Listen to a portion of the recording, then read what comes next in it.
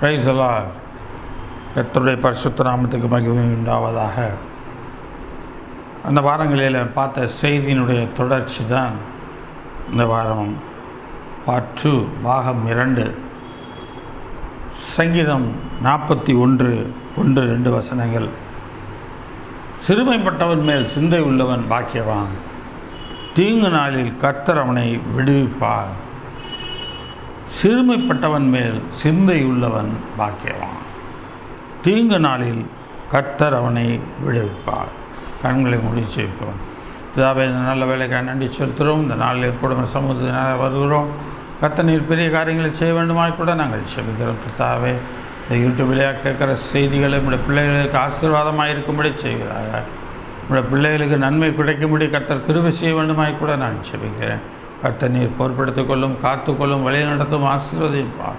கர்த்தருடைய நாம மகிழ்ப்படும்படியாய் கூட நாங்கள் செபிக்கிறோம். இந்த கேட்க போகிற வசனங்களும் எங்களுக்கு ஆசீர்வாதமாக இருக்கட்டும். இயேசுவின் நாமத்தில் அவருடைய கரங்களை போடுத்து ஜெபிக்கிறேன் சூழ்நிலை பிதாவே, ஆமென். கர்த்தருடைய பரிசுத்த நாமத்துக்கு மகிமை உண்டாவதாக. சங்கீதம் 41:1-2 வசனங்கள். சிறுமைப்பட்டவன் மேல் சிந்தை உள்ளவன் பாக்கியவான், தீங்கு நாளில் கர்த்தர் அவனை விடுவிப்பார். கர்த்தர் அவனை பாதுகாத்து அவனை உயிரோடே வைப்பார். பூமியில் அவன் பாக்கியவானாய் இருப்பான். அவன் சத்துருக்களின் இஷ்டத்திற்கு நீ அவனை ஒப்புக்கொடே. ஆக இந்த நாள் செய்தியில் வரக்கூடிய தலைப்பு, கர்த்தர் உன்னை பாதுகாப்பார். எவைகளிலிருந்தெல்லாம் நம்மை பாதுகாக்கிறார், எவைகளிலிருந்தெல்லாம் நம்மை விடுவிக்கிறார் என்பதை குறித்து நாம் பார்க்க போகிறோம். எனக்கு அருமையான தேவனுடைய பிள்ளைகள், சிறுமைப்பட்ட மக்கள், கஷ்டப்படுகிற துன்பப்படுகிற மக்களுக்கு மத்தியிலே அப்படிப்பட்டவர்கள் இருக்கும் பொழுது அவர்களுக்கு மேல் சிந்தை வளர, ஐயோப்பா அவங்களுக்கு உதவி செய்யணும், அவங்களுக்கு ஏதாவது நம்மளால் முடிஞ்ச உதவி நம்ம அவங்களுக்கு செய்யணும் என்று சிந்தையுள்ளவன் பாக்கியவான் என்று சொல்லி பார்க்கிறோம். எனக்கு அருமையான தேவனுடைய பிள்ளைகள், முதலாவது காரியம் அக்கிரமம் என்னும் தீங்கு நாள். அக்கிரமம் என்னும் தீங்கு நாளை குறித்து முதலாவது குறிப்பாக பார்க்கிறோம். சங்கீதம் 49:5. சங்கீதம் 49:5. என்னை தொடர்கிறவருடைய அக்கிரமம் என்னை சூழ்ந்து கொள்ளும் தீங்கு நாட்களில் நான் பயப்பட வேண்டியது என்ன? சங்கீதக்காரன் சொல்கிறார், என்னை தொடர்கிறவருடைய அக்கிரமம் என்னை சூழ்ந்து கொள்ளும் தீங்கு நாட்களில். ஆக என்னை தொடர்கிறவர்களுடைய அக்கிரமம், அவன் சொல்கிறான், அக்கிரமத்துக்கு ஒரு அளவே கிடையாதா? அதாவது நீதி நெறிகளை விட்டு அவைகளை கடந்து அவர்கள் மாம்சத்தில் செய்கிற காரியம்தான் இந்த அக்கிரமமான காரியங்கள். ஆக என்னை தொடர்கிறவர்களாகிய அக்கிரமம் என்னை தொடர்களுடைய அக்கிரமம் என்னை சூழ்ந்து கொள்ளும் தீங்கு நாட்களில் நான் பயப்பட வேண்டியது என்ன? நான் அவங்களுடைய காரியங்கள் என்ன எனக்கு விரோதமாக அக்கிரமம் பண்ணாலும் நான் கர்த்தரை நம்பி இருக்கிறேன், நான் பயப்பட வேண்டியது என்ன? நான் பயப்பட மாட்டேன். ஆக சங்கீதக்காரன் தெளிவாக இங்கே சொல்லுகிறார், நம்ம இஸ்ரவேலின் ஜனம் எகிப்தை விட்டு புறப்பட்டு அவர்களுக்கு அனுமதி கொடுக்கப்பட்டு தங்கள் கானான் தேசத்துக்கு வருகிறார்கள். செங்கடலின் அருகிலே அவர்கள் இருக்கிறார்கள். பின்னாடியே எகிப்தின் சேனை, அக்கிரமக்காரரின் சேனை இவர்களை மறுபடியும் பிடிக்கும்படி, சிறை பிடிக்கும்படிக்கும், இவர்களை அழிக்கும்படிக்கும் படைகளோடு கூட வருகிறது. பார்வோனும் அவனுடைய சேனைகளும் அவங்களோடு வருகிறது. அப்படி வரும் பொழுது கர்த்தரிடத்தில் ஆண்டவரே எங்களுக்கு வழியை காட்டும் என்று சொல்லி அவர்கள் எண்ணினபோது செங்கடலை பிளந்து அந்த வழியில் இவர்களை கடந்து போகச் செய்தார். ஆக தீங்கு தொடர்கிறவருடைய அக்கிரமம், பார்வோனுடைய அக்கிரமம் என்னை சூழ்ந்து கொள்ளும் தீங்கு நாள். அன்றைக்கு இஸ்ரவேலருக்கு அது ஒரு தீங்கு நாளாக இருந்தது. பார்வோனிடத்திலிருந்து வெற்றி பெற்றோம் என்று, விடுதலையானோம் என்று சந்தோஷத்தோடு வருகிறார்கள். அந்த சந்தோஷம் உடனே கடந்து போகிறது. அந்த சந்தோஷத்துக்கு பதிலாக அவருடைய வாழ்க்கையில் என்ன நடக்கிறது என்று சொன்னால், என்னை தொடர்கிறவருடைய அக்கிரமம் என்னை சூழ்ந்து கொள்ள தொடங்குகிறேன், நான் பயப்பட மாட்டேன், கர்த்தர் என்னை விடுவிப்பார், கர்த்தர் அப்படிதான் எனக்கு வாக்கு கொடுத்திருக்கிறார். ஆக என்னை போல சிறுமைப்பட்ட எத்தனையோ பேர் இருக்கிறார்கள், அவர்களுக்கு நான் நன்மை செய்யும்படிக்கு தேவன் என்னை என்னுடைய தீங்கு நாட்களிலே நான் இராதபடி என்னை விடுவிப்பார் என்று சொல்லி நாம் பார்க்க வேண்டும். சங்கீதத்தின் புஸ்தகம் 64ஆம் அதிகாரம் 1ஆம் வசனம். சங்கீதம் 64:1. தேவனே, என் விண்ணப்பங்களின் சத்தத்தை கேட்டருளும், சத்துருவால் வரும் பயத்தை நீக்கி என் பிராணனை கேட்டருளும். அப்போ எனக்கு அருமையான தேவனுடைய பிள்ளைகளே, தேவனே என் விண்ணப்பத்தின் சத்தத்தை கேட்டருளும். அவருடைய விண்ணப்பத்தின் சத்தத்தை அவர் கேட்க சொல்லுகிறார். சத்துருவால் வரும் பயத்தை நீக்கி, சத்துரு என்கிற அக்கிரமக்காரருடைய வருகிற பயம் நீங்கி என் பிராணனை காத்துக்கொள்ளும், என்னுடைய ஜீவனை நீர் காத்துக்கொள்ளும். துன்மார்க்கர் செய்யும் இரகசிய ஆலோசனைக்கும் அக்கிரமக்காரருடைய கலகத்துக்கும் என்னை விலக்கி மறைத்தருளும். துன்மார்க்கர் செய்யும் இரகசிய ஆலோசனைக்கும் அக்கிரமக்காரருடைய கலகத்துக்கும் என்னை விலக்கி காத்துக்கொள்ளும். ஆக இந்த அக்கிரமக்காரர்கள் என்ன செய்கிறார்கள்? கலகத்துக்கு அங்கே உண்டு பண்ணுகிறார்கள், ஒரு கலங்கடிக்கிற காரியத்தை அங்கே செய்கிறார்கள். ஆகவே தான் சங்கீதக்காரன் சொல்லுகிறான், அக்கிரமக்காரருடைய கலகம், கலவரத்தை உண்டு பண்ணுவது, கலகம் பண்ணுவது நம்மளுக்கு விரோதமாக.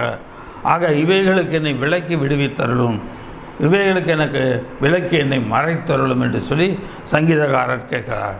எனக்கு அருமையான தேவனுடைய பிள்ளைகளே, அக்கிரமக்காரர் நமக்கு விரோதமாக எப்படி செயல்படுவார் என்று சொன்னால், கலவரங்களை கிளப்புவார்கள், கலகத்தை கிளப்புவார்கள், தேவையில்லாத சண்டைகள், தேவையில்லாத பிரச்சனைகள், தேவையில்லாத போராட்டங்கள் நம்மை சூழ்ந்து கொள்ளக்கூடியதாக இருக்கிறோம். ஆக இவைகளுக்கு என்னை நீர் மறைத்தருளும் ஆண்டவரே.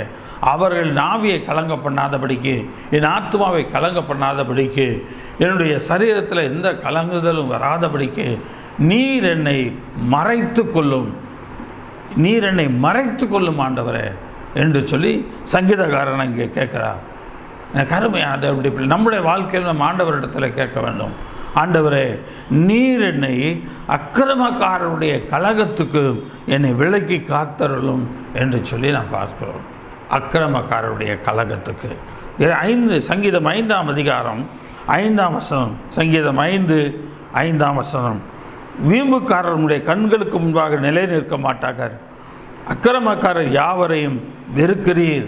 வீம்புக்காரர்கள் உம்முடைய கண்களுக்கு முன்பாக நிலை நிற்க மாட்டார்கள், அக்கிரமக்காரர் யாவரையும் வெறுக்கிறீர் என்று சொல்லி பார்க்கிறோம்.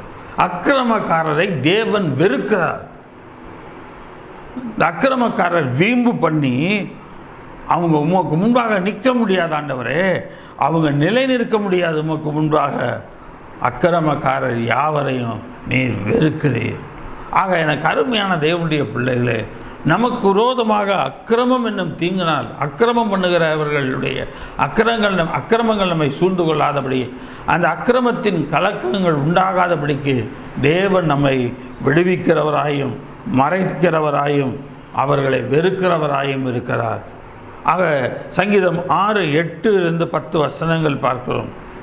சங்கீதத்தின் புஸ்தகம் 6ஆம் அதிகாரம் 8-10 வசனங்கள். அக்கிரமக்காரரே, நீங்கள் எல்லோரும் என்னை விட்டு அகன்று போங்கள், கர்த்தர் என் அழுகையின் சத்தத்தை கேட்டார். அக்கிரமக்காரரே, நீங்கள் எல்லோரும் என்னை விட்டு விலகி போங்கள், அகன்று போங்கள், விலகி போங்க, கர்த்தர் என் அழுகையின் சத்தத்தை கேட்டார்.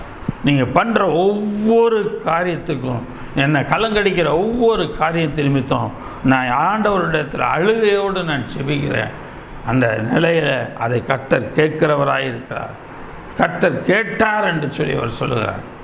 எனக்கு அருமையான தேவனுடைய பிள்ளைகளே, நமக்கு விரோதமாகவும் வேலை செய்கிற இடத்திலோ அல்லது நம்முடைய குடும்பத்திலோ அக்கிரமக்காரர்கள் இருக்கலாம். அவர் நம்மை கலகத்துக்கு ஏதுவாக நம்மை கொண்டு போவதற்கு ஏதுவாக இருக்கலாம். ஆனால் வேதவசனம் சொல்லுகிறது, கர்த்தரின் அழுகையின் சத்தத்தை கேட்டார்.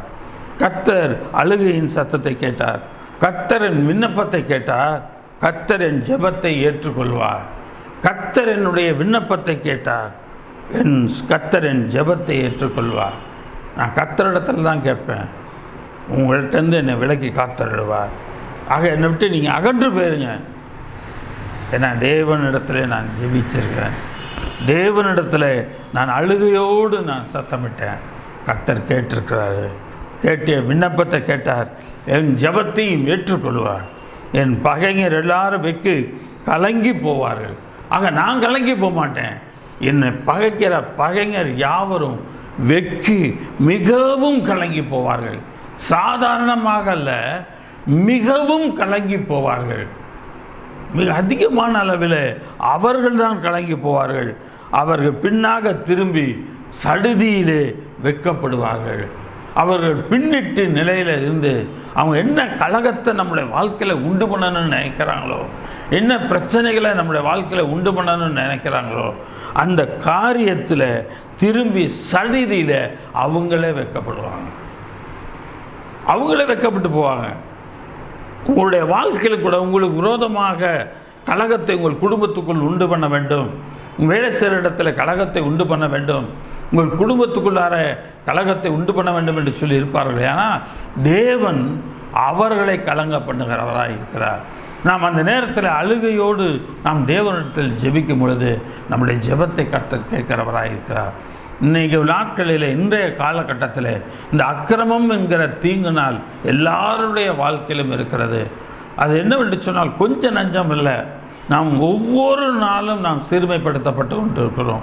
ஒவ்வொரு நாளும் நாம் பாதிக்கப்பட்டு கொண்டிருக்கிறோம். ஒவ்வொரு மனுஷர்களால், ஒவ்வொரு விதமான உறவுகளால் நாம் அங்கே பாதிக்கப்பட்டு கொண்டிருக்கிறோம். ஆனால் தேவன் அவை எல்லாவற்றையும் தேவன் நம்மை விடுவிக்க வல்லவராயிருக்கிறார். அதுதான் வேத வசனம் சொல்லுகிறது. நம்முடைய அழுகையின் சத்தத்தை கேட்டார், என் விண்ணப்பத்தை கேட்டார், என் ஜெபத்தை ஏற்றுக்கொள்ளுவார் என்று சொல்லி பார்க்குறோம். அப்போ என் பகைஞர் எல்லாரும் வெக்கி மிகவும் கலங்கி போவார்கள். அவர் பின்னாக திரும்பி சடுதியிலே வெட்கப்படுவார்கள். நான் வெட்கப்பட மாட்டேன். நான் கர்த்தரிடத்தில் அழுகையோடு ஜெபிச்சிருக்கிறேன். நான் வெட்கப்பட மாட்டேன். அவங்க தான் வெட்கப்படுவாங்க இல்லையா? செங்கடலை கடந்து வந்தாச்சு எல்லாரும். இப்போ ஆண்டவர் சொல்லுகிறார் மோசேனுக்கு, கடலை நோக்கி மறுபடியும் நீ கோலை நீட்டுகிறார். கோலை நீட்டுகிறான். 2 புறக்கமும் இருக்கிற அந்த தண்ணீரெல்லாம் மூழ்கிறது, மறுபடியும் ஒன்று சேர்கிறது.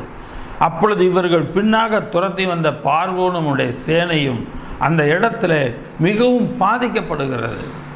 முற்றுமுடிய அழிக்கப்பட்டே போய்விடுகிறது. சடுதியிலே அவர்கள் வெட்கப்பட்டு போனார்கள். அவர்களுக்கு விடுதலை கொடுத்த செங்கடல் தேவனுடைய வார்த்தையினாலே பார்வோனையும் நம்முடைய சேனையும் அந்த இடத்துல மூழ்கி போட்டது. ஒருவர் கூட மறுபடியும் எழும்பக்கூடாதபடிக்கு எல்லாரையும் முடிவுக்கு உண்டானது. ஆக தேவன் நம்மோடு கூட இருக்கிறார்.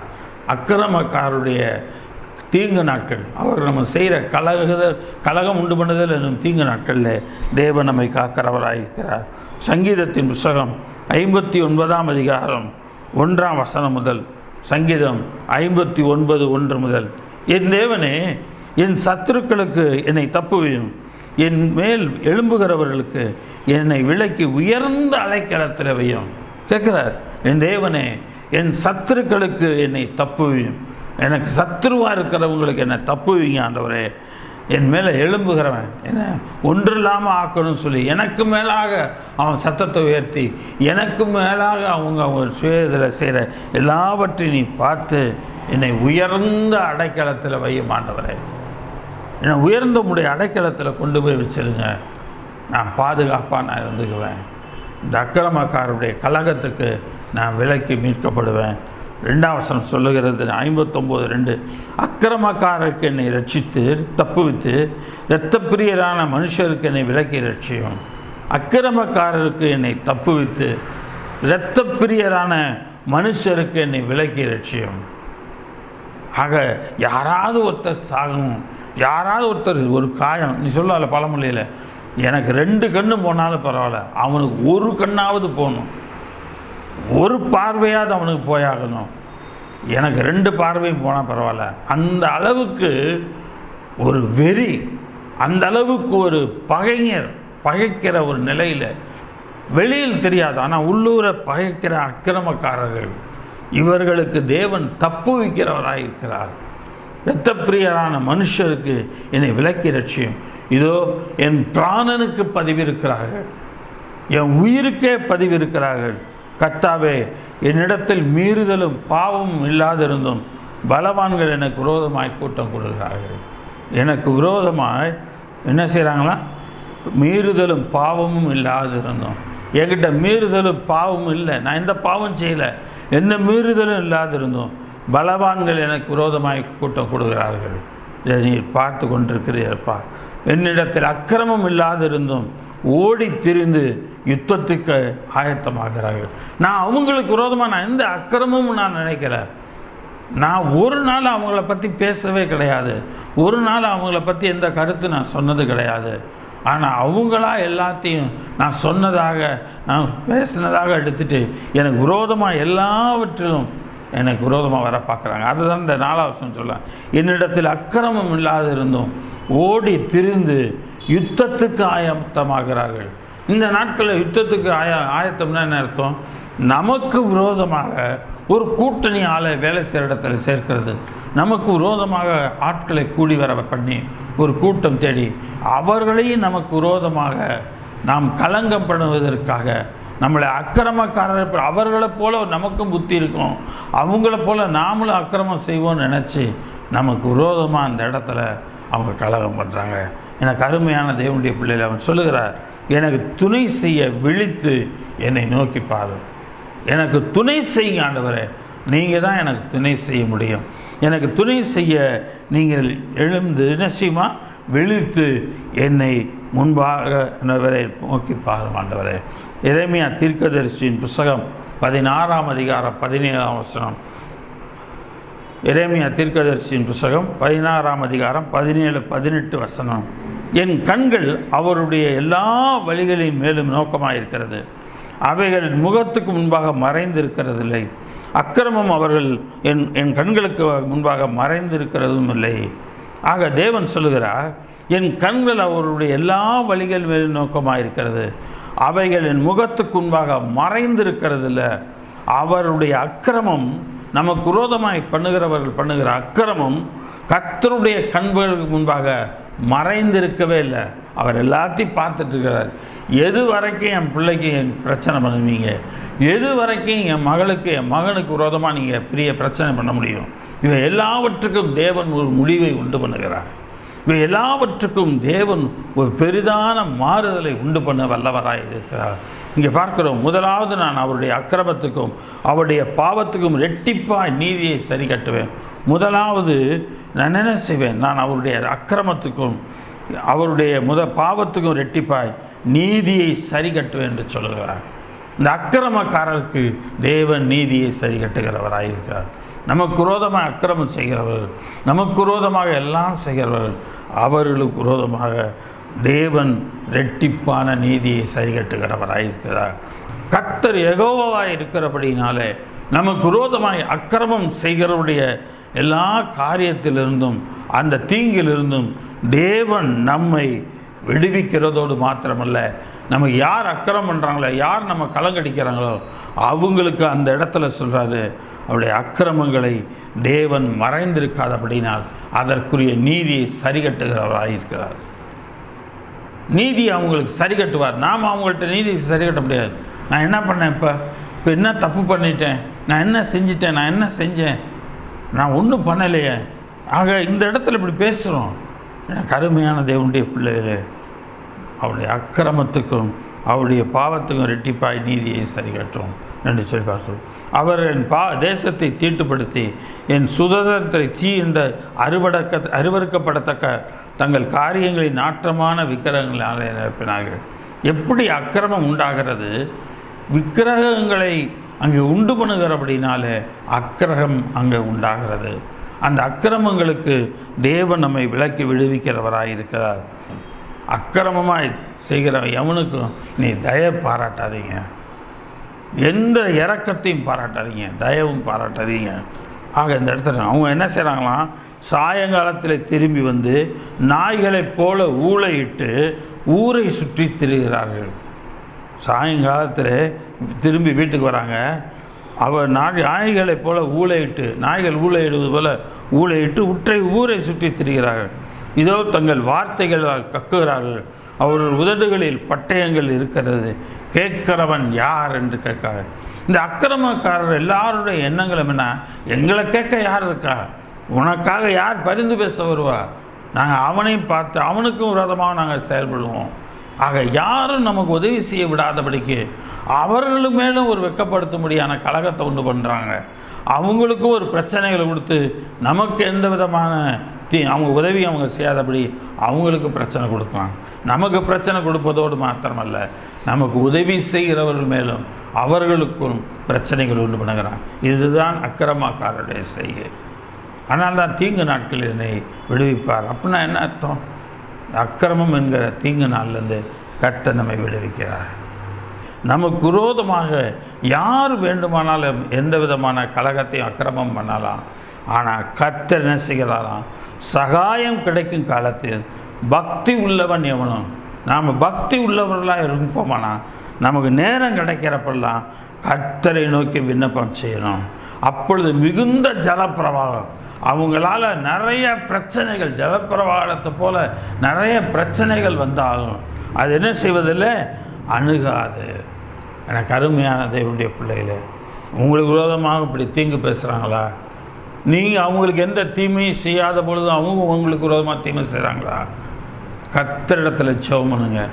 கர்த்தர் உங்களுக்கு எந்த தீமையும் வராதபடிக்கு, உங்களை அணுகாதபடிக்கு தேவன் உங்களை பாதுகாப்பார்.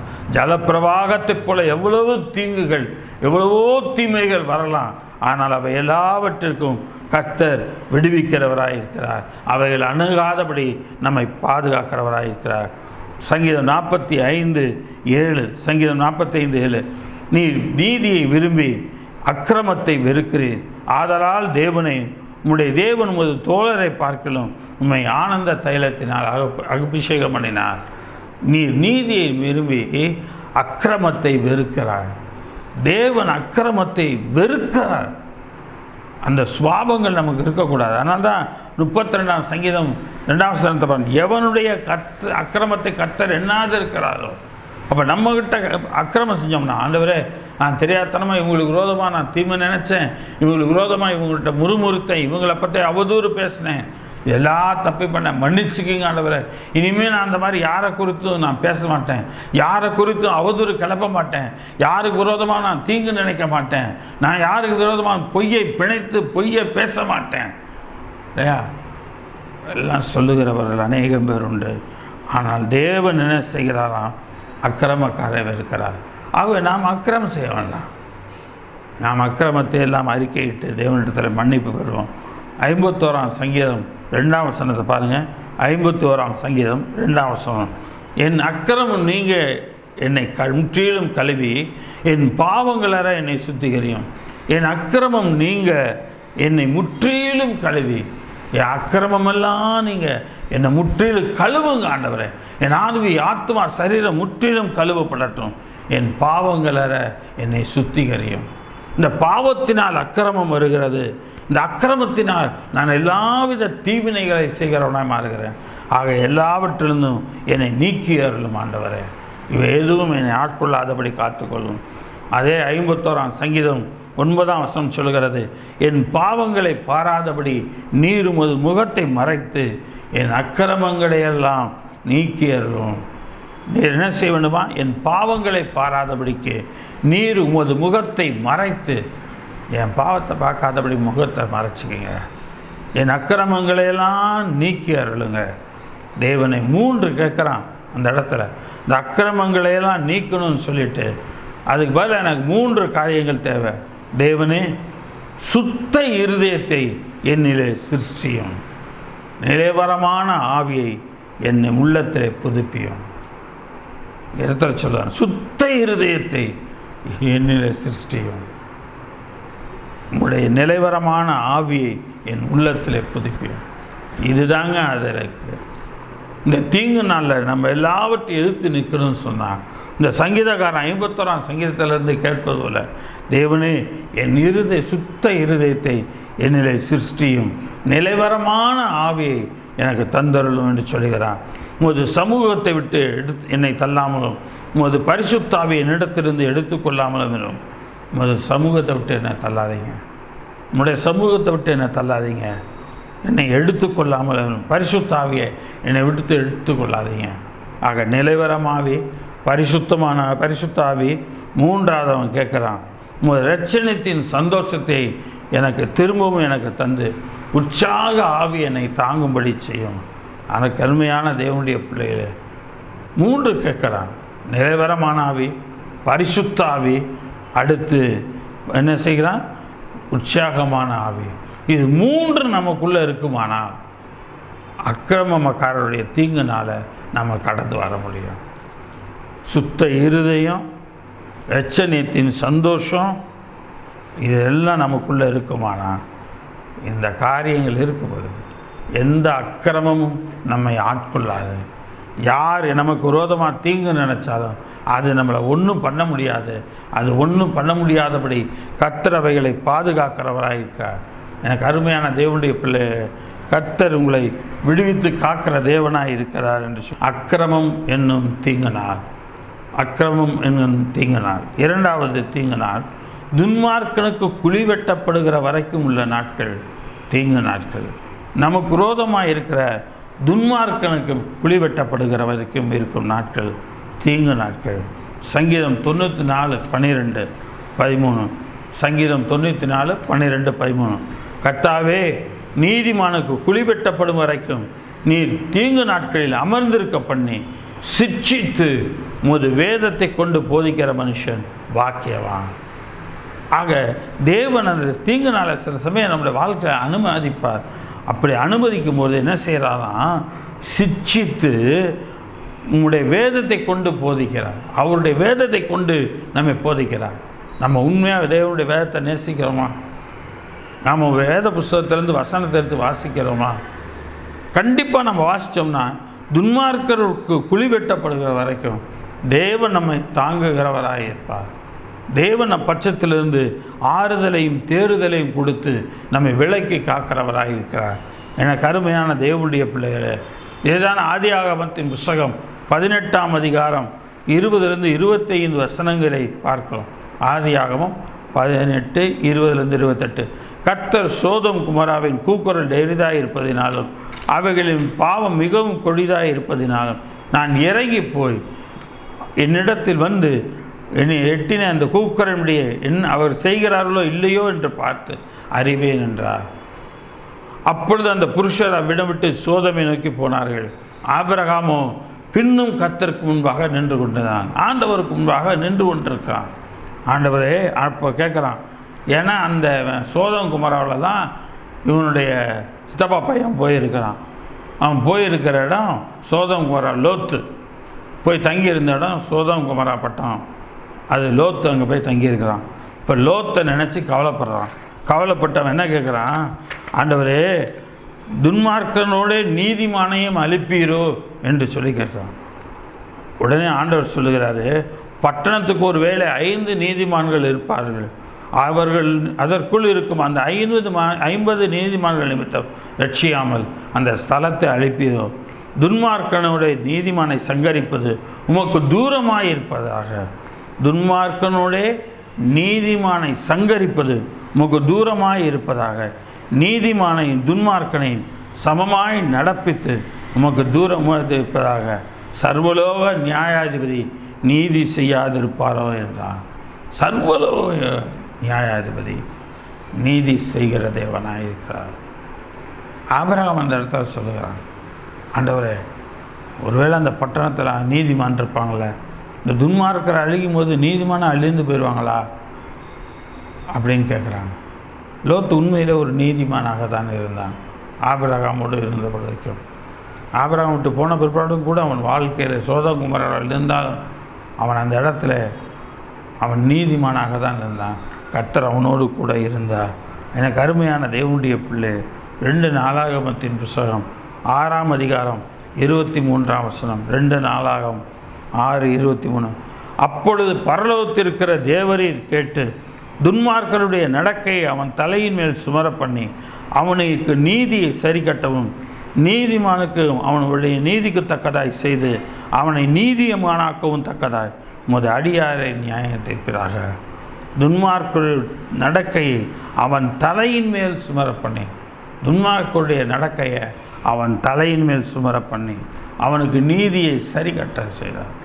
தேவன் அவனுக்கு நீதியை சரி கட்ட செய்கிறார். நீதிமானுக்கு அவர் நீதியை சரி கட்டவும் நீதிமானுக்கு அவனுடைய நீதிக்கு தக்கதாக அவனுக்கு நீதிமானாக்கவும் தக்கதாய் அவர் உமது அடியாரை நியமிப்பார்.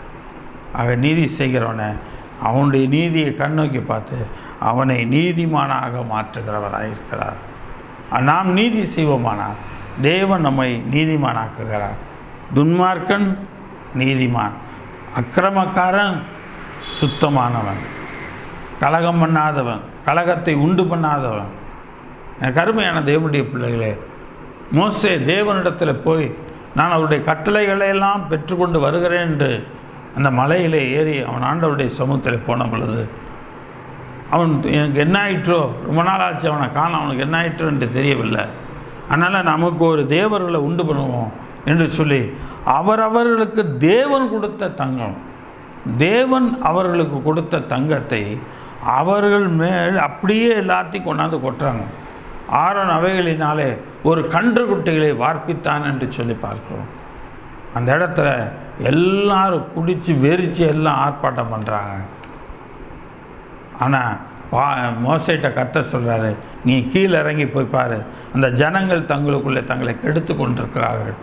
உடனடியாக கீழே இறங்கி வரான். வந்து அவன் பார்க்குறான், அவங்க கன்றுக்குட்டியை வணங்குகிறதையும் பலியிடுகிறதையும் பார்த்தோன்னே அந்த பலகைகளை தூக்கி வீசி உடைத்தெறிகிறான். அங்கே ஒரு பயங்கர தாத்தானையுடைய கூட்டத்தாரையும் பூமி பிளந்து உள்ளே வாங்கி போட்டது. பாதாளத்துக்கு அவன் சென்றான். அந்த அளவுக்கு கட்ட நியாயம் செய்கிறவராயிருக்கிறார். அந்த அளவுக்கு தேவன் நியாயத்தை செய்கிற தேவனாய் இருக்கிறார் என்று சொல்லி பார்க்கிறோம். கருமையான தேவனுடைய பிள்ளைகள், நம்மை நீதிமானாக்கும்படிக்கு அவர் நீதி செய்கிறவராக நமக்கு இருக்கிறார். நாம் துன்மார்க்கராக இல்லை, நீதிமானாகத்தக்கதாக தேவன் செய்கிறார். நம்ம அதே புத்தகத்தில் பார்க்கிறோம். 2 நாளாகமும் 19ஆம் அதிகாரம் 1ஆம் வசனம். 2 நாளாகமும் 19:1. யூதாவின் ராஜாவாகிய யோசபாத் எருசலேமில் உள்ள தன் வீட்டுக்கு சமாதானத்தோடு திரும்பி வந்தான். அப்பொழுது அனானியின் குமாரனாகிய யெகூ என்னும் ஞானதிஷ்டிகார் புறப்பட்டு அவனை சந்தித்து ராஜாவாகி யோசபத்தை நோக்கி, துன்மார்க்கனுக்கு துணை நின்று கர்த்தரை பகைக்கிறவர்களை நீர் சிநேகிக்கலாமா? துன்மார்க்கனுக்கு துணை நின்று கர்த்தரை பகைக்கிறவர்களை நீ சிநேகிக்கலாமா? இது நிமித்தம் கர்த்தருடைய கடும் கோபம் உன் மேல் வர இருந்துச்சு. கர்த்தருடைய கடும் கோபம் உன் மேலே வர இருந்தது. ஆகிலும் நீ விக்கிரக தோப்புகளை தேசத்தை விட்டு அகற்றி தேவனை தேட உங்களுடைய இருதயத்தை நேராக்கின விஷயத்தில் நன்மையான காரியங்கள் உம்மிடத்தில் காணப்பட்டது. கர்த்தருடைய சமூகத்தில் என்ன காட்டப்பட்டுச்சுன்னு சொன்னால், இந்த யோசபாத்தை எல்லா விக்கிரக தோப்புகளையும் இடித்து போட்ட அந்த நல்ல காரியம், அந்த நன்மையான காரியம் கர்த்தருக்கு காணப்பட்டபடினா துன்மார்க்கரோடு சேர்ந்து நீதிமான அழிக்க பார்க்கலாம். அப்போ இவனோட யெகூ மூலமாக ஞானதிஷ்டிகாரன் மூலமாக தேவன் அவனுக்கோடு பேசுகிறார். பேசினோன்னு இப்போ யோசபாத் என்ன செய்கிறான் தெரியுமா? யோசபாத் திரும்ப எருசலேமில் வாசமாயிருந்து திரும்ப பெயர் சேதபா தொடங்கி எப்ராயிம் மலை தேசம் உள்ள ஜனங்கத்திற்குள்ளே பிரயாணமாய் போய் அவர்களை தங்கள் பிதாக்களுடைய தேவனாகிய கர்த்தரிடத்துக்கு திரும்ப பண்ணினான். ஆபிரகாம், ஈசாக்கு, யாக்கோபின் தேவனுடைய சமூகத்தில் அவர்களை திரும்ப பண்ணினான். எப்பா, இந்த விக்கிரகத்தை வணங்காதீங்க, இவைகளெல்லாம் வேண்டாம், நம்ம துன்மார்க்கத்தில் ஜீவிக்க வேண்டாம், நாம் நீதிமானாக இருக்கணும், தேவன் நம்மளை நீதிமானாக்குகிறவர் தேவன், அவரிடத்தில் நாம் இருப்போம் என்று சொல்லி அவன் சொல்லுகிறவனாயிருந்தான். யோசபாத்தை போல நம்முடைய வாழ்க்கையிலும் நாம் எல்லாவற்றிலும் நன்மை செய்கிறவர்களாக இருப்போம். துன்மார்க்கனை வீழ்த்துவது அந்த இடத்துல ஒரு மிகப்பெரிய காரியம். துன்மார்க்கனை வீழ்த்துவது பெரிய காரியம். துன்மார்க்கன் என்ன செய்கிறான்னா, அவன் அறியாமல் நல்ல நீதிமான தன்னோடு துணை சேர்க்கிறான். துணை சேர்த்து கர்த்தருடைய கோபத்தை அவன் மேல் வர பண்ண பார்க்குறான். கர்த்தர் கூட இருக்கிறார். அருமையான தேவனுடைய பிள்ளைகளே, நீதிமொழிகளின் புஸ்தகம் 2ஆம் அதிகாரம் 10ஆம் வசனம் முதல் 22ஆம் வசனம் 10ஆம் வசனம். ஞானம் உன் இருதயத்தில் பிரவேசித்து அறிவு உன் ஆத்மாவுக்கு இன்பமாக இருக்கும்போது நல் யோசனை உன்னை காப்பாற்றும், புத்தி உன்னை பாதுகாக்கும்.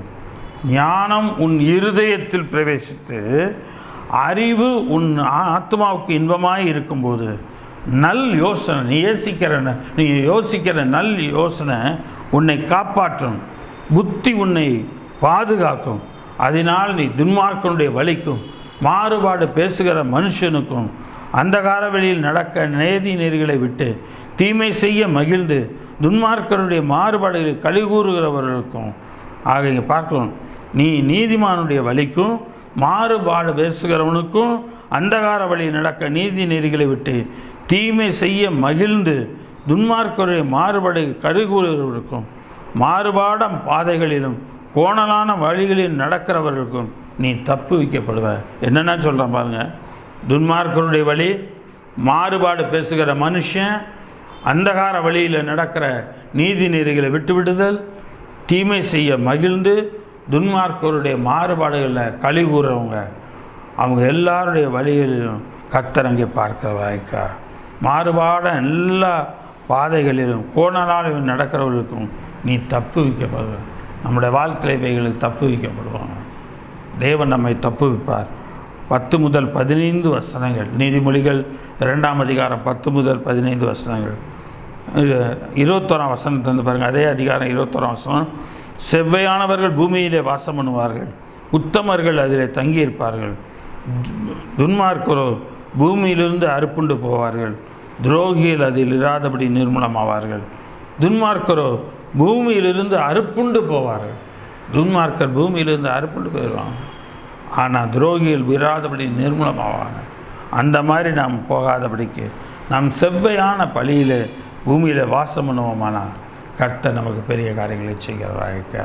ஆக 2வது தீங்கு நாள் என்பது அக்கிரமக்காரனுக்கு அவனுக்கு அவனே குழி வெட்டப்படும் நாள் வரைக்கும், அவன் குழி வெட்டப்படும்படி தேவன் அனுமதிக்கும் நாள் மட்டும் அவர் சிட்சித்து போதிக்கப்படுகிற மனுஷன் பாக்கியவான்.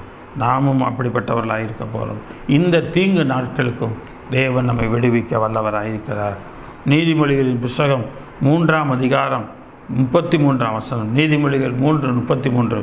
துன்மார்க்கனுடைய வீட்டிலே கர்த்தரின் சாபம் இருக்கிறது, துன்மார்க்கரின் வீட்டில் கர்த்தரின் சாபம் இருக்கிறது. நீதிமான்களின் வாசஸ்தலத்தையோ அவர் ஆசீர்வதிக்கிறார், துன்மார்க்கனுடைய வீட்டிலே கர்த்தருடைய சாபம் இருக்கிறது. வேறு எதுவுமே இருக்காது.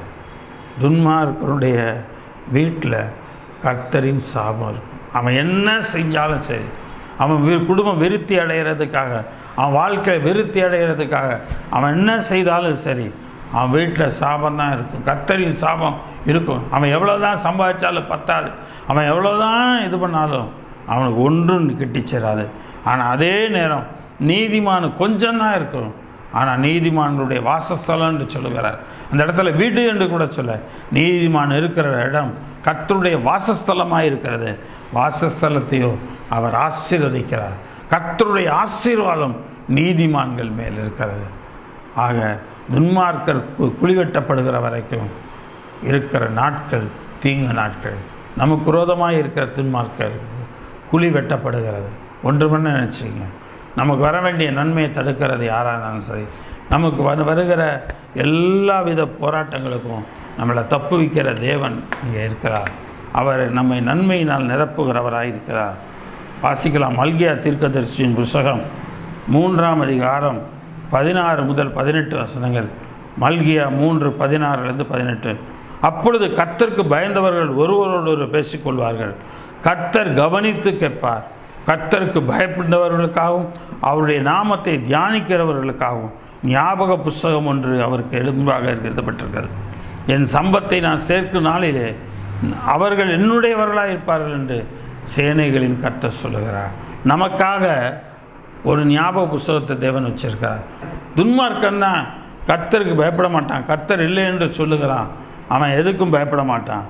ஆனால் கர்த்தருடைய பிள்ளைங்க பயந்தவர்கள் ஒருவரோடு பேசிக்கொள்வாங்க. கர்த்தர் அதை கவனித்து கேட்பார். கர்த்தருக்கு பயந்தவர்களுக்காகவும் அவருடைய நாமத்தை தியானிக்கிறவர்களுக்காகவும் ஞாபக புஸ்தகம் ஒன்றை அவருக்கு முன்பாக இருக்கிறது.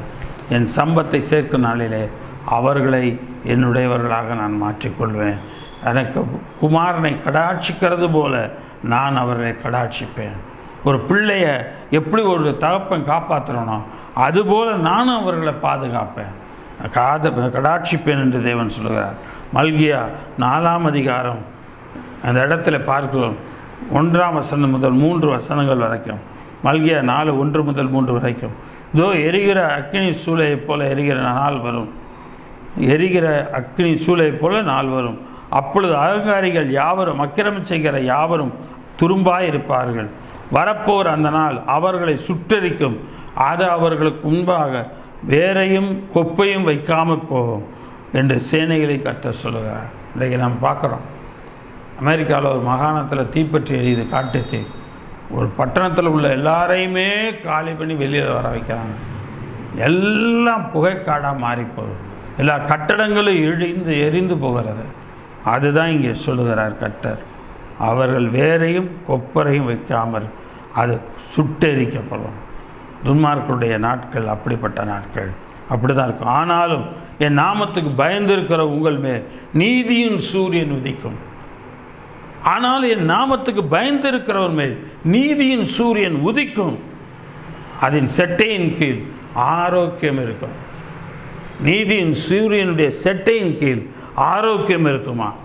நீங்கள் வெளியே புறப்பட்டு போய் கொளுத்த கன்றுகளைப் போல வளருவீர்கள் என்று சொல்லுகிறார். நீங்கள் வெளியே போய் புறப்பட்டு போய் கொளுத்த கன்றுகளைப் போல இருப்பீர்கள் என்று சொல்லுகிறார். துன்மார்க்கரை மிதிப்பீர்கள்.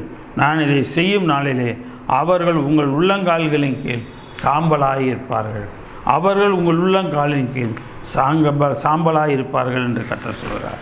எனக்கு அருமையான தேவனுடைய பிள்ளைகளே, துன்மார்க்கர் நமக்கு விரோதமாக எழும்பும் பொழுது அவர்களுக்கு குழி வெட்டப்படுகிற வரைக்கும் நாம் அமைதி காக்க வேண்டும்.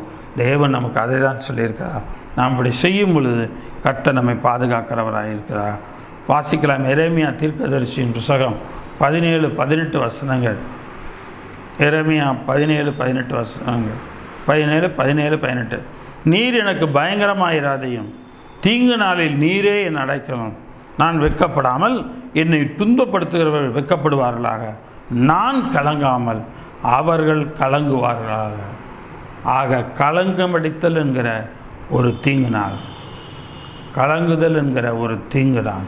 இந்த கலங்குதல் யாருக்கு வருதுன்னு சொன்னால், யார் யார் இவனை துன்பப்படுத்துகிறாங்களோ அவங்க எல்லார் மேலே, கர்த்தருடைய பிள்ளைகளை துன்பப்படுத்துகிற எல்லார் மேலும் கலங்க பண்ணுதல் வரும். நான் கலங்க மாட்டேன், அவங்க தான் கலங்குவார்களாக. தேவரீர் தீங்கு நாளை அவர்கள் மேல் வர பண்ணி, எனக்கு அவன் தீங்கு நாள் வரணும்னு நினச்சான், ஆனால் கர்த்தர் நீர் அவர்கள் மேல் தீங்கு நாளை வர பண்ணி ரெட்டிப்பான நொறுக்குதலால் அவர்களை நொறுக்கும், ரெட்டிப்பான நொறுக்குதலால் அவர்களை நொறுக்கும் என்று சொல்லி அவன் சொல்கிறான். எனக்கு அருமையான தேவனுடைய பிள்ளைகள், தீங்கு நாளில் அவர் மேலே தீங்கு நாள் திரும்பும். நான் ஒன்றே ஒன்று செய்யணும், நாம் வெட்கப்படாமல் என்னை துன்பப்படுத்துகிற வெட்கப்பட்டு போவார்களாக என்று சொல்லிட்டு நான் கலங்க மாட்டேன், நான் ஆண்டவரை நோக்கி நான் காத்திருப்பேன் என்று சொல்ல வேண்டும். வாசிக்கலாம். சங்கீதம் 6:8, சங்கீதம் 6:9-10. கர்த்தர் என் விண்ணப்பத்தை கேட்டார், கர்த்தர் என் ஜெபத்தை ஏற்றுக்கொள்வார். என் பகைஞர் எல்லாரும் வெக்கி மிகவும் கலங்கி போவார்கள். அவர்கள் பின்னாக திரும்பி சடுதியிலே வெட்கப்படுவார்கள். என் பகைஞர் எல்லாரும் வெக்கி மிகவும் கலங்கி போவார்கள். அவர்கள் பின்னாக திரும்பி சடுதியிலே வெட்கப்படுவார்கள். அவங்க பின்னிட்டு போய் சடுதியில் வெட்கப்பட்டு போவாங்க. ஆக அவங்கள கலங்கடிக்கிறது, நம்மளை கலங்கடிக்க நினைக்கிறவங்க அவங்களே கலங்கி போயிடுவாங்க, அவங்களே கலங்கி போயிடுவாங்க. கவலையே படாதீங்க. உங்கள் வாழ்க்கையை, உங்கள் குடும்பத்தை கலங்கடிக்க நினச்ச யாராக இருந்தாலும் சரி, அவங்கள தேவன் அவர்களையே அவங்க செய்கிறத அவங்களே திரும்ப பண்ணி அவங்களே அது கலங்கடிக்க பண்ணும். அவங்க நம்மளை கலங்க பண்ண பார்த்தாங்க, ஆனால் அந்த கலங்கம் அவங்க பக்கமே திரும்பிடும். அப்படி தேவன் அங்கே செய்கிறார். சங்கீதம் 42 6 முதல் 11 வசனங்களை பார்க்கிறோம். சங்கீதம் 42 6 முதல் 11 வசனம். என் தேவனே, என் ஆத்மா எனக்குள் கலங்குகிறது, ஆகையால் யோர்தான் தேசத்திலும் எர்மோன் மலைகளிலும் சிறு மலைகளிலிருந்தும் உம்மை நினைக்குகிறேன். என்ன செய்கிறானா? என் ஆத்மா கலங்குகிறது, ஆகையால் யோர்தான் தேசத்திலும் எர்மோன் மலைகளிலும் சிறு மலைகளிலிருந்து உம்மை நினைக்கிறேன். உமது மதகுகளின் இரைச்சலால் ஆழத்தை ஆழம் கூப்பிடுகிறது, உமது அலைகள் திரைகளும் எல்லாம் என் மேல் புரண்டு போகிறது. ஆகிலும் கர்த்தர் பகலிலே தமது கிருபையை கட்டளையிடுகிறார். ஒருவேளை இது ராத்திரி வேலையாக இருக்கலாம், அது இருள் சூழ்ந்த வேலையாக இருக்கலாம், ஆனால் பகற்காலத்தில் உங்களுக்கு தேவன் கிருபையை கட்டளையிடுகிறவராக இருக்கிறார். பகற்காலத்தில் தேவன் கிருபையை கட்டளையிடுகிறார். ராக்காலத்தில் அவரை பாடும் பாட்டு என் வாயில் இருக்கிறது. என் ஜீவனுடைய தேவனை நோக்கி விண்ணப்பம் செய்வேன். எனக்கு அருமையான தேவனுடைய பிள்ளைகளை, கர்த்தரை நோக்கி விண்ணப்பம் செய்வோம். நம்முடைய வாழ்க்கை என்ன செய்கிறது? பகற்காலத்தில் கர்த்தர் கிருபை கொடுக்க செய்கிறது. கர்த்தர் கட்டளையிடுகிறார், பகற்காலத்தை கட்டளையிடுகிறார். கவலையே படாதீங்க. நீங்கள் கலங்கி தவிக்கிறீங்களா? பண பிரச்சனைனா கலங்கி தவிக்கிறீங்களா? எந்த பிரச்சனைனாலும் குடும்பத்தில் தீங்கான காரியம் கலங்கி தவிக்கிறீங்களா? இவை எல்லாவற்றிலும் ஒரு பகற்காலத்தை தேவன் கொடுக்கிறார். வேதவசனம் சொல்லுகிறது, விடியற்கால வெளுப்பை போல உன் சுகவாழ்வு துளிர்க்கும் என்று சொல்லப்பட்டிருக்கிறது. விடியற்கால வெளுப்பை போல அந்த பகற்காலத்திலே தேவன் என்ன செய்கிறார்? கிருபை கட்டளையிடுகிறார். ராக்காலத்தில் அவரை பாடும் பாட்டு என் வாயில் இருக்கிறது. என் ஜீவனுள்ள தேவனை நோக்கி விண்ணப்பம் செய்கிறேன். நான் என் கண்மலையாகிய தேவனை நோக்கி, ஏன் என்னை மறந்தீர்? சத்ருவினால் ஒடுக்கப்பட்டு நான் ஏன் துக்கத்துடனே தெரிய வேண்டும் என்று சொல்லுகிறேன்.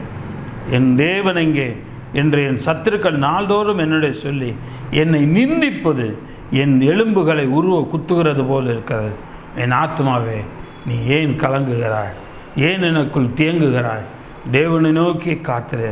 என் முகத்திற்கு இரட்சிப்பும் தேவனுமாய் இருக்கிறவரை நான் இன்னும் துதிப்பேன்.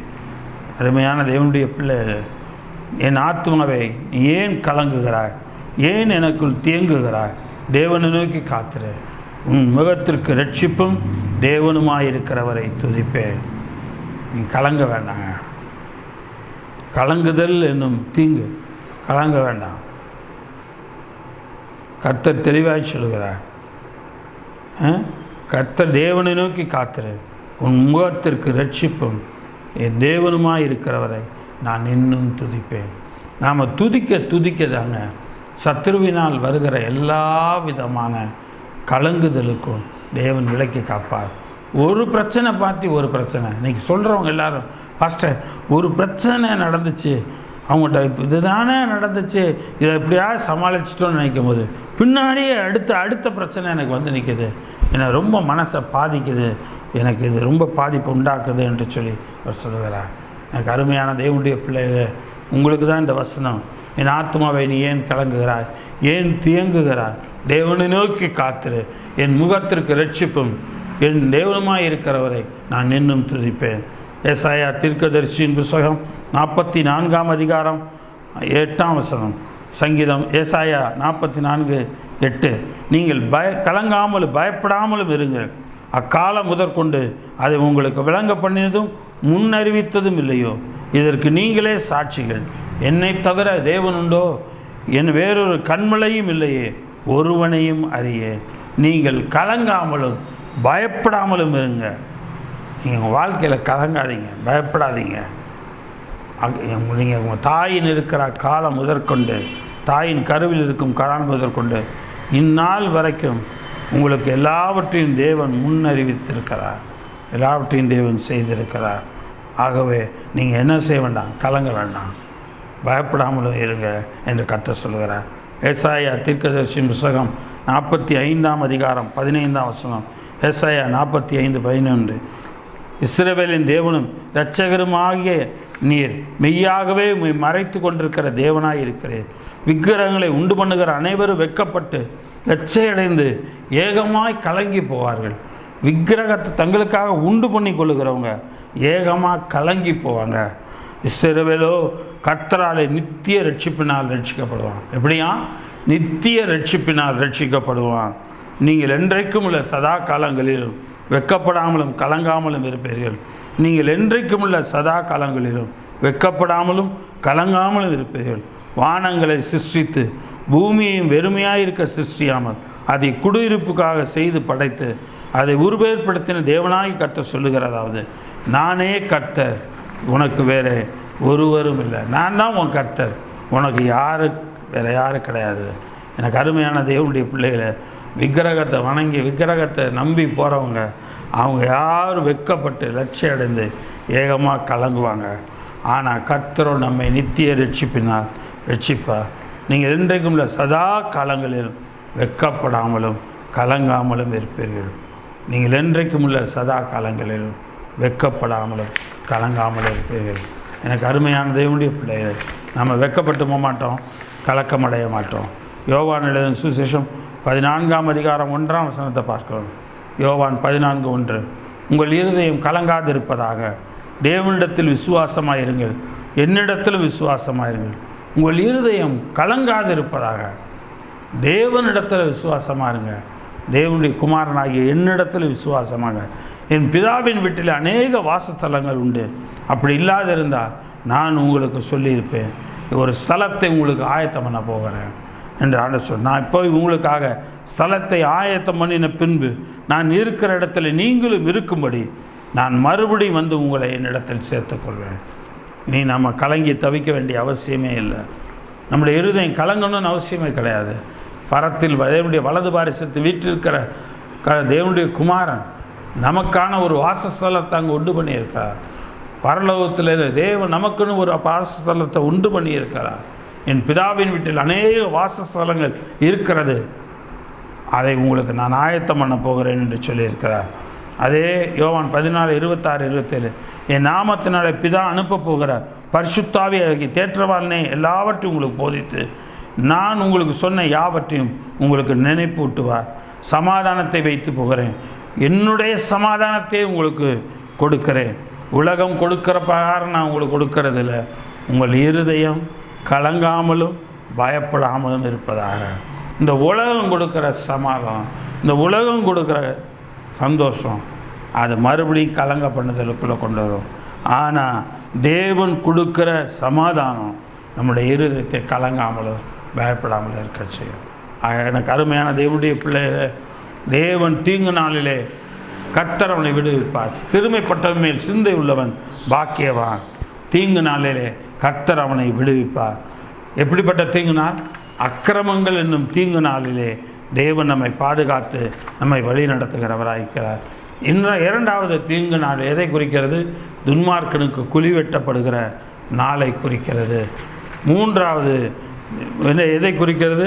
கலங்குதல் என்னும் தீங்கு நாட்கள், நம்ம கலங்கி தவிக்கிற தீங்கு நாட்கள். இந்த 3 தீங்கு நாட்களிலும் தேவன் நம்மை விடுவிக்க வல்லவராயிருக்கிறார். அக்கிரமம் என்னும் தீங்கு நாட்களுக்கு நம்மை விலைக்கு விடுவிக்கிறார். துன்மார்க்கனுக்கு குழி வெட்டப்படும் வரைக்கும் நம்மை விலைக்கு விடுவிக்கிறார். தீங்கு நாட்களில் நம்மை கலங்க பண்ணுகிற துன்மார்க்கர் கையிலிருந்து நம்மை விடுவித்து அந்த தீங்கு நாளிலிருந்து நம்மை வெளியே கொண்டு வருகிறார். நமக்கு அவருடைய சந்தோஷத்தை கொடுக்கிறார். நாம் கலங்காமலும் பயப்படாமலும் இருப்போமாக. கர்த்தர் நம்மை ஆசீர்வதிப்பாராக. ஜெபிப்போம். பிதாவே, இந்த நல்ல வேலைக்காக நன்றி செலுத்துகிறோம். இந்த அருமையான இந்த நாளில் கூட கர்த்தருடைய செய்தியை கேட்கும்படி கிருபை செய்ததற்காக ஸ்தோத்திரம்ப்பா. சிறுமைப்பட்டவர்கள் மேல் சிந்தையுள்ளவன் பாக்கியவான். தீங்கு நாட்களில் கர்த்தர் அவனை விடுவிப்பார் என்று சொல்லி பார்க்கிறோம். ஆண்டவரை 3 விதமான தீங்கு நாளை பார்க்கிறோம். அக்கிரமங்கள் என்கிற தீங்கு நாள், அடுத்தது துன்மார்க்கருக்கு ஒழுகி வெட்டப்படுகிற வரைக்கும் உள்ள தீங்கு நாட்கள், மூன்றாவது கலங்குதல் என்னும் தீங்கு நாட்கள். இந்த 3 தீங்கு நாட்களுக்கும் எங்களை விடுவித்து காத்துக்கொள்ளும், எங்களை விடுவித்து காத்துக்கொள்ளும். கர்த்தர் நீர் சொன்ன விடுதலையே இந்த 3 தீங்கு நாட்களுக்கும் எங்களை விடுவித்து காத்துக்கொள்ளும். கர்த்தர் நீர் காத்து கொள்வீர் என்று விசுவாசிக்கிறோம். செய்தி கேட்டுக்கொண்டிருக்கிற நம்முடைய பிள்ளைகளோடு நம்முடைய கரம் கூட இருக்கட்டும். செய்தி கேட்டிருக்கிற நம்முடைய பிள்ளைகளோடு நம்முடைய கரம் கூட இருக்கட்டும். அவர்களையும் அக்கிரமக்காரர் எல்லாருடைய தீங்கு நாட்களுக்கும் நம்முடைய பிள்ளைகளை விலக்கி காத்திருக்கொள்ளும். அந்த அக்கிரமக்காரருடைய செய்கைகள், பேச்சுகள், வேறு எந்த காரியங்களும் நம்முடைய பிள்ளைகளை தாக்காதபடிக்கு விலக்கி காத்து கொள்ளும் ஆண்டவரே. இரண்டாவது, துன்மார்க்கருக்கு குழிவெட்டப்படுகிற வரைக்கும் எங்களுடைய வாழ்க்கையில் தீங்கு நாள் வரும் பொழுது நீர் எங்களுக்கு துணையாக இருந்து எங்களை நீதிமானாக்கி எங்களுடைய எல்லா காரியங்களையும் சரிப்படுத்துவீராக. நீ செய்ய போகிற காய் ஸ்தோத்திரம்ப்பா. மூன்றாவது, கலங்குதல் என்னும் நீ தீங்கினார். இந்த கலங்குதலுக்கும் எங்களை விலக்கி காத்துக்கொள்ளும். நாங்கள் எந்த காரியத்தினாலும் எந்த ஒரு காரியத்திற்கும் கலங்காதபடிக்கு நீர் எங்களை காத்து கொள்ளும் ஆண்டவரே. நாங்கள் கலங்காமலும் பயப்படாமலும் இருப்ப தேவன் அனுக்கிரகம் பண்ணுவீராக. உங்களுடைய பரலோகத்தில் தேவனுடைய வலது பாரிசத்தில் எங்களுக்காக வாசஸ்தலத்தை உண்டு பண்ணியிருக்கிற தேவன், பரிசுத்த ஆவியாகிய தேவன் எங்களை ஜெபிக்க கற்றுக் கொடுத்து நாங்கள் சரியானபடி உங்களுடைய சேர்த்தில் ஜெபித்து எல்லா நன்மைகளையும் பெற்றுக்கொள்ள கிருபிச்சோம். ஆக தீங்கு நாளிலிருந்து கர்த்தர் நீர் விடுவிப்பீராக. கர்த்தர் நீர் பெரிய காரியங்களை செய்வீராக. கர்த்தர் உங்களை ஆசீர்வதிப்பாராக. கர்த்தருடைய நாமம் மகிமைப்படுவதாக. துதிக்க நன்மைகளாக உங்களுக்கே எடுக்கிறோம்.